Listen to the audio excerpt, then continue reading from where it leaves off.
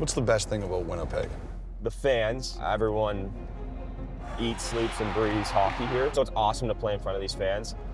When I think about Cole Perfetti driving, I think about the drive with Mark Scheifele after you got drafted when you went to Michigan together. Take us back through that story. You pick him up in Kitchener, right? Yeah, I take my dad's truck, and yeah, we drove to Plymouth. A little nervous at the time, I was only 20 years old, and when he asked me to come, I was obviously said yes for sure, but I was a little nervous because I'd never spent that much time with him.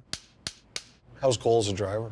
He's really good, actually. It really tested him the one night. We saw the storm coming in as we were having dinner, and the whole drive home was like we probably should have pulled over. I was so nervous. I was gripping the steering wheel so tight. I was nervous for him. I was like, this is actually insane. Pitch blackout, yeah, it was not a comfortable drive. It's like you do not want to put a scratch on your dad's Yeah, truck. exactly. Yes. That's exactly what it was. It was in the rain. I couldn't see 10 feet in front of me, so I was. I'm like, why don't you pass that guy? Yeah, we were going like 30 kilometers an hour.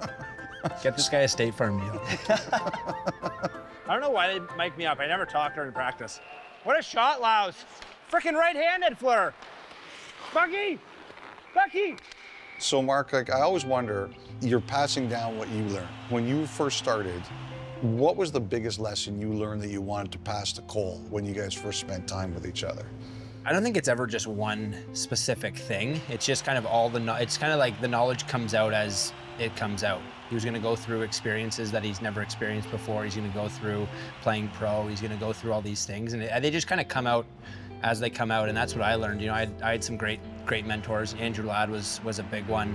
He was the captain when I first came in, especially when I was young, and he was so gracious to me, and you know, did so many things for me. And then obviously Blake Wheeler, who obviously I got to know really well. I played with him for a long time and was the benefactor of a lot of really, really nice passes from him. And those two guys, I don't think it was ever like, hey, here, come aside. We're gonna talk about the birds and the bees. It's kind of like you have a game where, you know, you have a tough one, or you have a really good one, or you had a good first period and a crappy rest of the game. And a guy to bounce ideas off of, a guy to, you know, a shoulder to cry on, a time to give a pat on the back. I think there's always a good give and take, especially, you know, with our relationship right from the get-go. It's never just like, hey, I'm gonna talk the whole time. There's always a little bit of like, hey, what are you feeling? You know, what do you see? Okay, I feel this. What do you think about that? There's always kind of a give and take. I don't know if it was my first year or second year. We had a toughie in LA, and he said it's never as good as it seems, and it's never as bad as it seems. So you're your worst critic, like you're the hardest critic on yourself. Here's to Perfetti, the hat-trick, he scores! So that summer, when you were driving with Scheifele and you were training with him and Connor and Hellebuck, what was the best lesson you learned from those guys? I think one thing that I learned was how well Scheif takes care of his body in the summer, especially. Like, I understand, like, in season I saw it a little bit firsthand, like with how he handles himself, but in the summer, like, we were gone for a week, and like whether it was the way we ate or the, you know, how, you know, we're showing up an hour early for a summer skate to make sure that he gets a warm up in and like he's ready to go for a summer skate, like stuff like that. Or when we're at the house, like it was all about recovery. So, you know, middle of summer, and he's that dialed into getting better. It's pretty cool. Perfetti! And then Scheifele scores! .800 in his career! What's been the biggest change in you since when you first arrived in terms of taking care of yourself and now? Honestly, I credit Gary Roberts for a lot of it. Like, he was a guy that really opened my eyes. I first went to him when I was like 19, 20. I was kind of the same way as Cole. Like, you just kind of put on your skates and go and play, and all of a sudden I was a scrawny kid from Kitchener, and all of a sudden meet Gary, and there was just so much knowledge that he had in his brain. Not just like, hey, this is what you're gonna do. It's like, hey, here's all these options, like, see what works for you. Here's a treatment guy.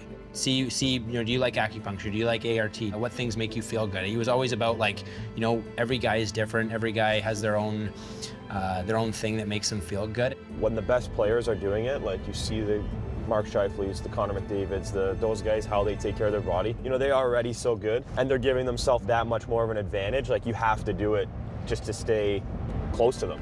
Are there any foods that you have kicked out of Cole's diet? I wouldn't say like. No, I wouldn't say kicked out. I would say introduced a lot. Yeah. First time I ever had sushi was just like sashimi. I was jumping right into it. I'm getting better with it, but there's a lot of stuff, you know. Salads. Yeah, still not on the salad. But like, a lot of vegetables, a lot of different things that we actually have a joke at home.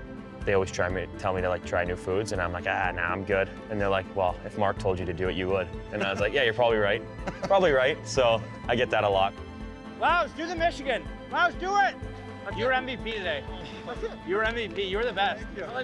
How much hockey do you watch? Like aside from the Jets, do you watch a lot at night? Yeah, I do. Is there anyone you really like watching? Like say if there's 3 games on, but this guy's playing or this team's playing, who's that?